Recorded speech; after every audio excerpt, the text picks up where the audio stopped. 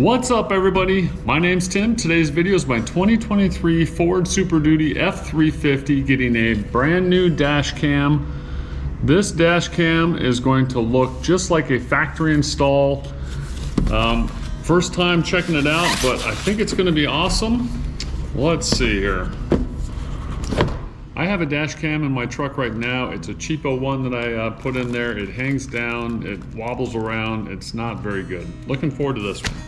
All right, looking inside the box, we have instructions and this awesome piece right here. This is why this camera is so awesome.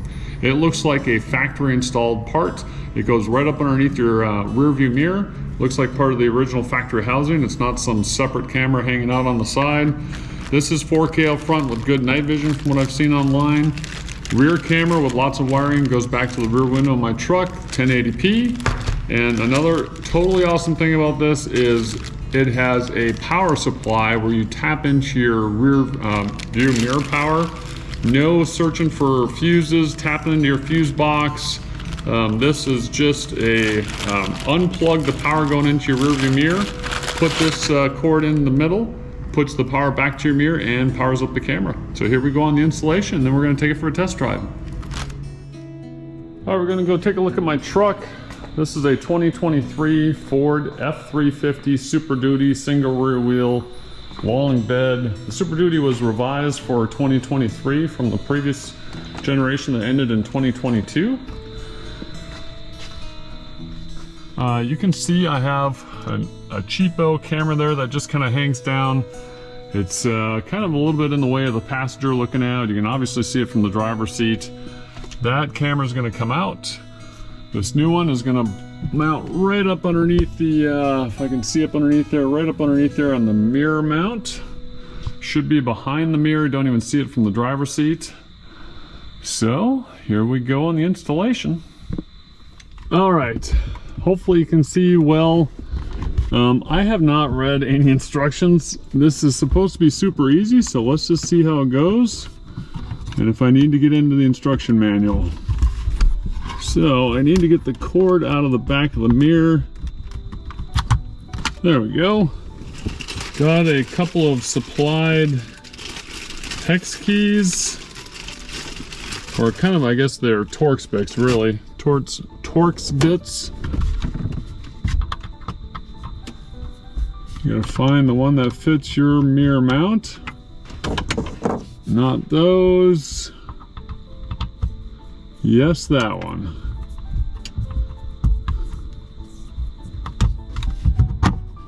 There we go. Oh, and check this out. SD card. A lot of dash cams don't come with a nice SD card. This is 128 gigabytes. Very nice. I took the set screw all the way out. Here's the base plate. It's got like a felt type surface. Looks like that would go against the glass. So if that goes on there like that, it feels like the base plate would slide up underneath there with the skinnier side forward.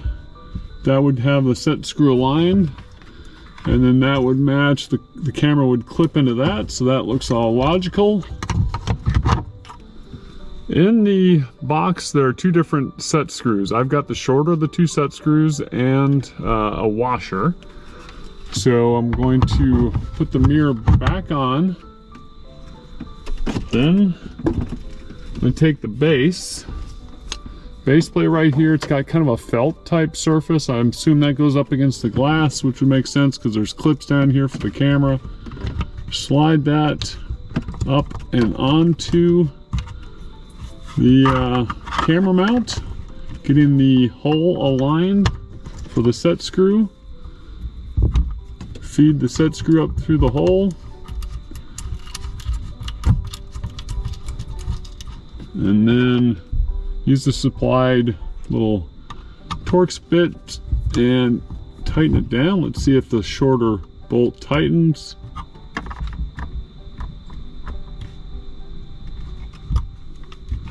Yes, perfect, good. Mirror is nice and snug. All right, the supplied power cord. This is pretty cool. I've had a I did an installation on one of my other vehicles with a really nice dash cam, but I had to run a power line down, tuck it all. I had to tap into the fuse box, which was kind of a pain in the butt. This is just a splice power cord. So, yep, that end looks like it goes in there. It does. Then we have the other big plug, probably goes up on the back of the mirror, if I can see that. Let's see here.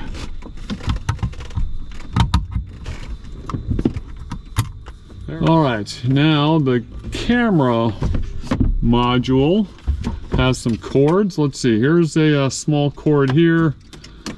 Here is a receiver plug that looks like it works. Right here, I'm going to keep all the wires from being all twisted. So I'll just connect these two guys. Boom, camera's all wired.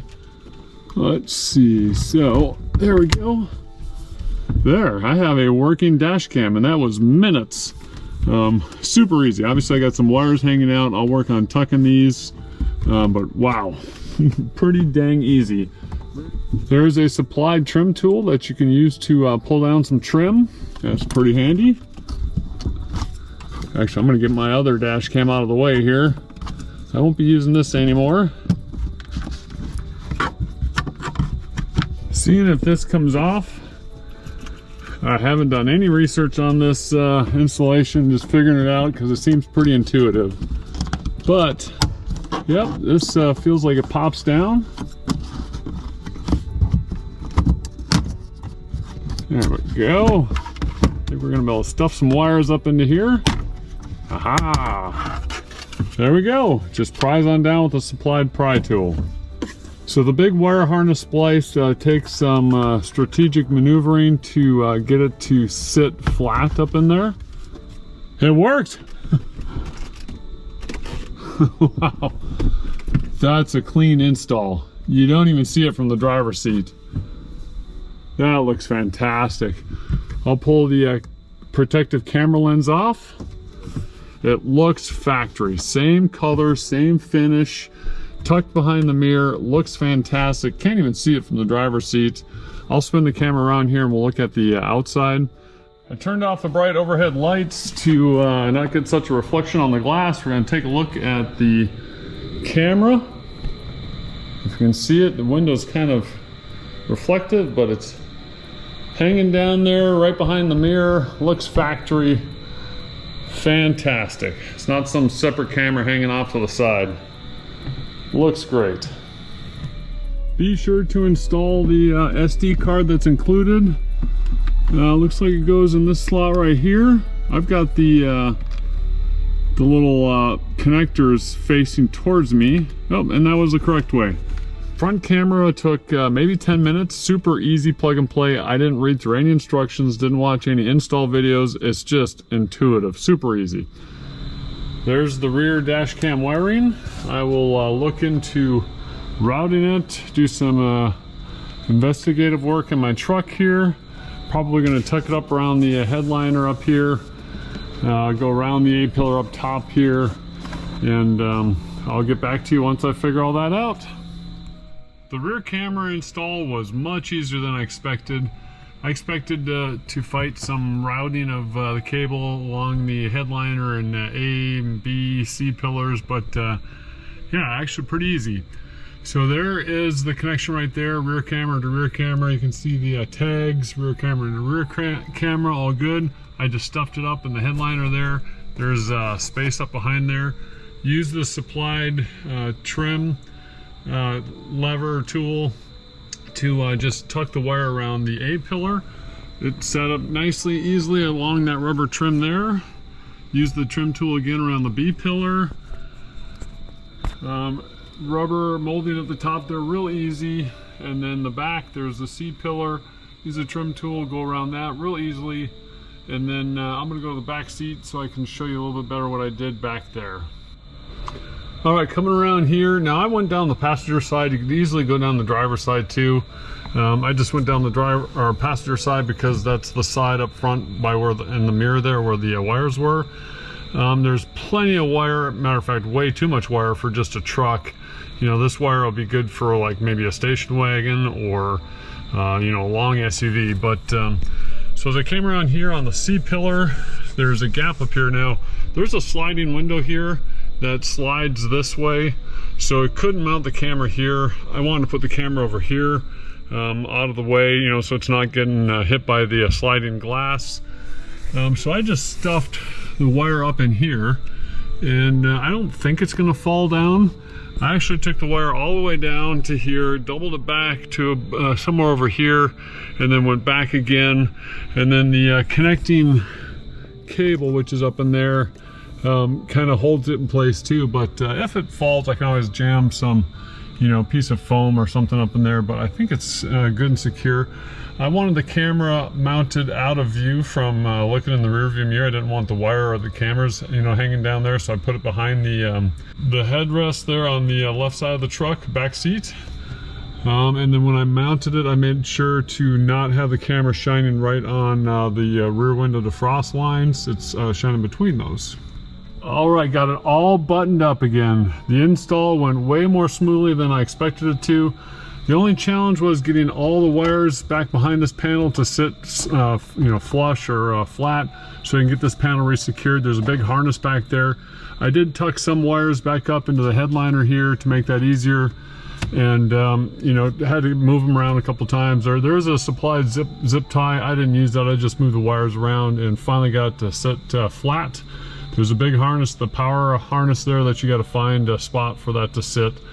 But yeah, it sits easily once you find out where that goes. I'll show a picture of that. This whole install went much more smoothly than I expected. The front dash cam, super intuitive, super easy. You know, just take off your mirror and mount it. Didn't read any instructions, didn't watch any videos. It was just that obvious, very easy. The rear dash cam I thought was gonna be a challenge, just around all the trim there up into the headliner there. That actually was way easier than I expected. Now it's time to download the app and connect the camera and then take the sucker for a test drive. All right, gonna put the truck in accessory mode.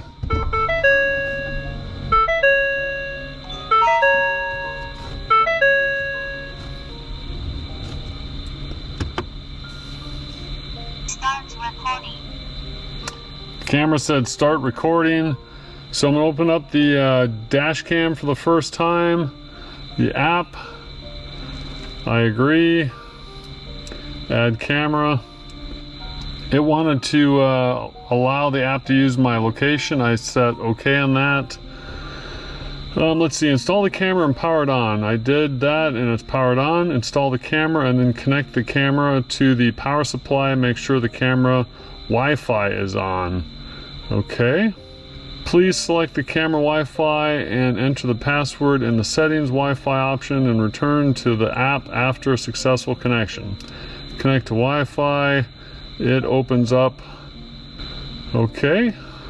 Allow Skycam to access location while using. Yep. All right. And let's go to Wi-Fi. All right, I got to connect to this one here. All right, enter the password 1 2 3 4 5 6 7 8. Join. All right, looks like it's connected.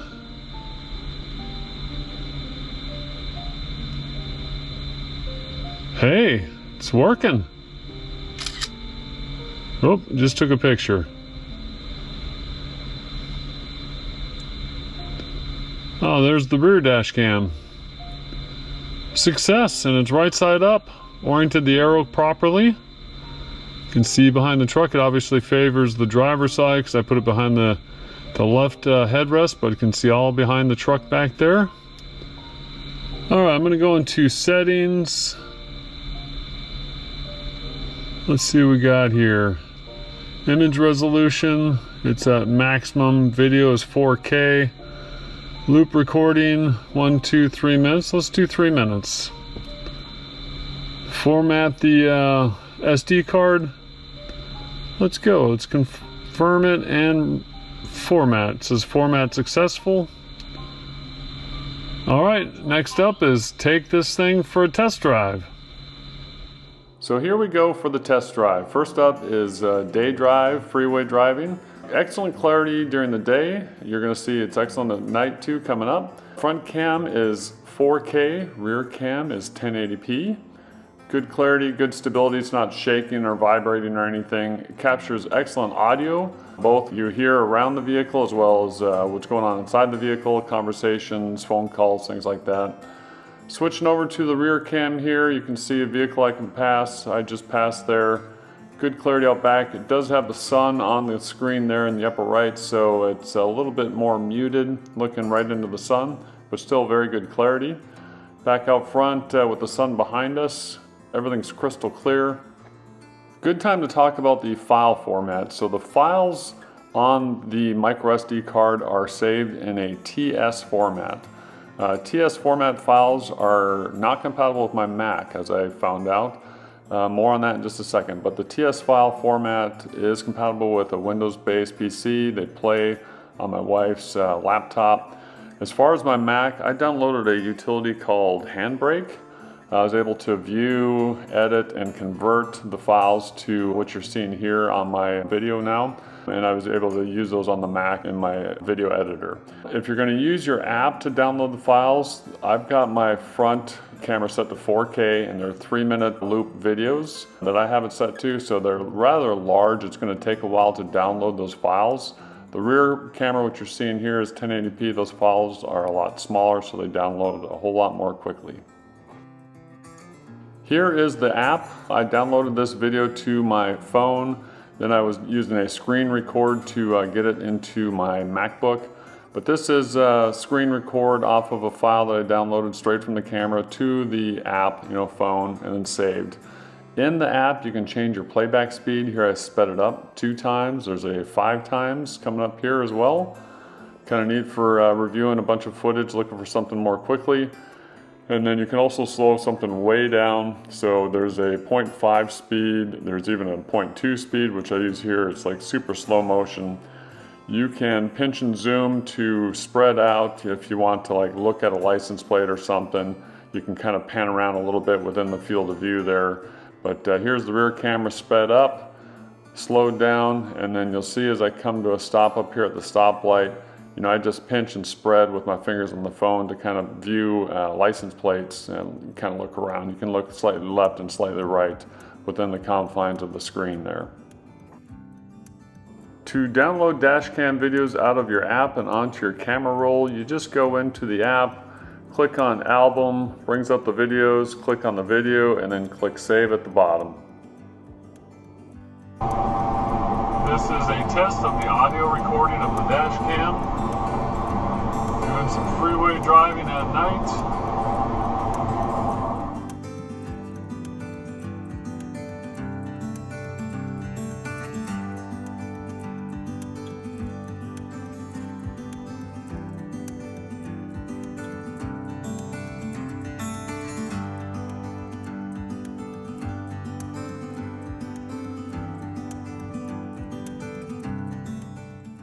So that's it. That's a look at my 2023 Ford F350 Super Duty getting a Mangoal front and rear dash cam. It's an excellent camera setup. I highly recommend it.